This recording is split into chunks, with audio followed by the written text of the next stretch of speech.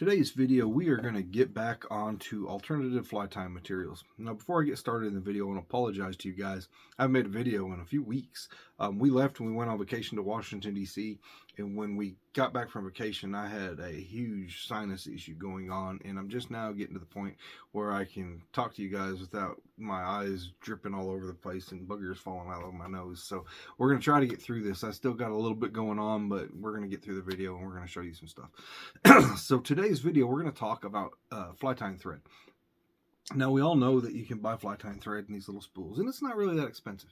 You can get a little spool like this, and depending on what brand you're using and what type you're using, you're going to pay from $1.50 from some really cheap stuff all the way up to, $3, $4, $5, $6, $7, for a spool thread.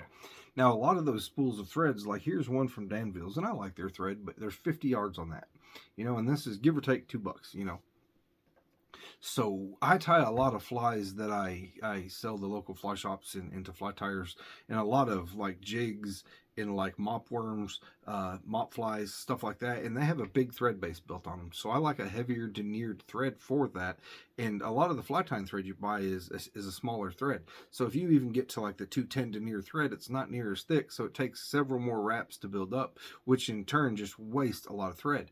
So I've learned that I can go to my craft store and I can get spools of thread as such. And if you watch the sales, you can find these. Like I got some of these for $1.50 the other day for 3,000 yards. So you can get 50 yards or 3,000 yards, but they come in these great big spools. So it's a little bit awkward. It's a little bit of a mess to try to deal with, but you can also get some that come in spools this size, and these have 250 yards. And again, I got these for 50 cents the other day, and these are polyester thread. Now I like polyester thread for my jigs. I like it for my mop flies and stuff where I'm really building up a big thread base, and the polyester grips really good. It takes the head cement really good. It locks on really good. I've had no complaints. I've been using it for quite a while, and when I do that, I can buy this thread for pennies on the dollar, and it's a simple little tool that transfers it to the bobbins that we need. So you can buy this little thing, and it's called a side winder, and it's just a spooler. If you go to your craft store, go in the sewing department, and every one of them is going to have it. And basically what it does is you take your little bobbin and you put the bobbin that you've got there, and you take your empty bobbin and you put it here, and you run the thread through there, and you push this little button and it spins, and it just pulls the thread off of one spool to the other. It's easy, and these little things, you can get them for like 10 bucks, 10, 15 bucks. They're not very expensive, and everyone has them. You can find these things, local thrift stores, stuff like that, for hardly anything. And I got this little deal, and it transfers great. So you can get these big spools of thread, and you can move them onto the bobbin size thread that you want.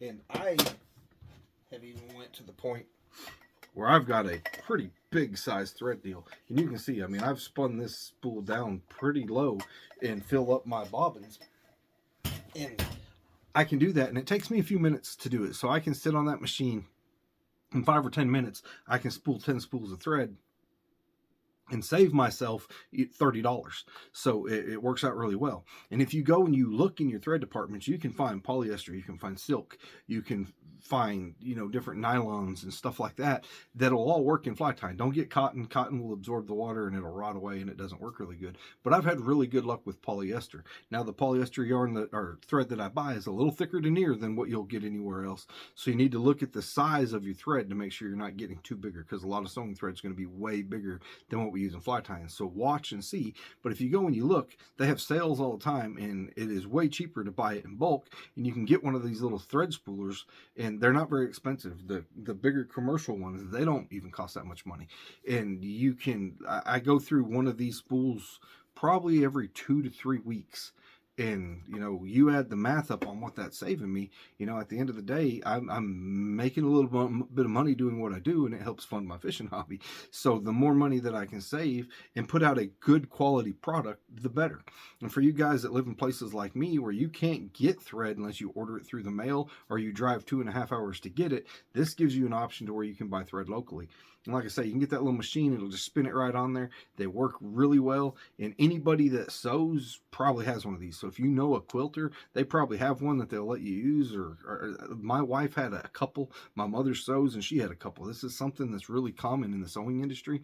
So if you know somebody who's into that, or if your wife sews, steal her little machine for a little bit, go to the local craft store, buy you big spools of thread, and save your empty bobbins every time you're empty.